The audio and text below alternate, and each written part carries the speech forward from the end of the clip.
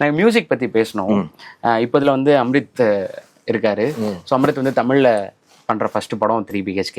So ஒவ்வொரு காலகட்டத்திலையும் ஒரு ஒரு நியூ டேலண்ட்டோட நீங்கள் வந்து அசோசியேட் ஆகிட்டு இருந்திருக்கீங்க. இப்போ ஜில்ஜங் ஜக் மாதிரியான படத்தில் விஷால் சந்திரசேகர் அவரோட நீங்கள் ஒர்க் பண்ணியிருக்கீங்க.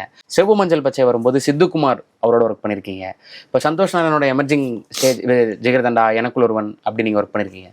ஸோ இதெல்லாமே அது எப்படி ஃபைன் பண்ணி நடக்குதா இல்லை யதார்த்தமாக அமையுதா? ஸோ அந்த ட்ரெண்ட் செட் பண்ணுறதுன்னு ஒரு விஷயம் இருக்குல்ல. இல்லை, ஃபர்ஸ்ட்லி அம்ரித் பற்றி சொல்லி ஆகணும். Is a prodigious talent. Jayashree அக்காவோட பையன், Bombay Jayashree son. And Bombay Jayashree is an internationally celebrated classical artist. And அவங்க சினிமாவில் பாடின பாடல்கள் ஆர் லெஜெண்டரி. ஹாரிஸரோட பண்ண பாடல்கள்.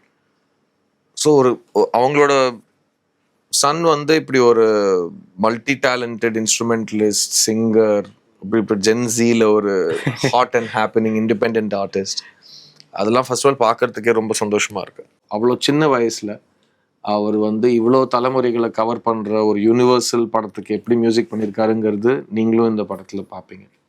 ஸோ அது அமேசிங். அந்த வயசில் வந்து அவ்வளோ புரிதல், ஒரு விஷயத்தை பார்த்து உங்களுக்கு புரியலாம், பட் புரிஞ்சு தாண்டி அதை நீங்கள் ஃபீல் பண்ண முடிகிற அளவுக்கு ஒரு பக்குவம் உங்களுக்கு இருக்குது.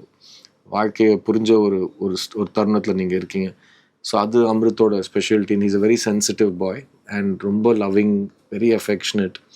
அது எல்லாத்தையுமே அவர் இந்த படத்தோட மியூசிக்கில் காமிக்கிறாரு. And I am very very proud to have him on this film.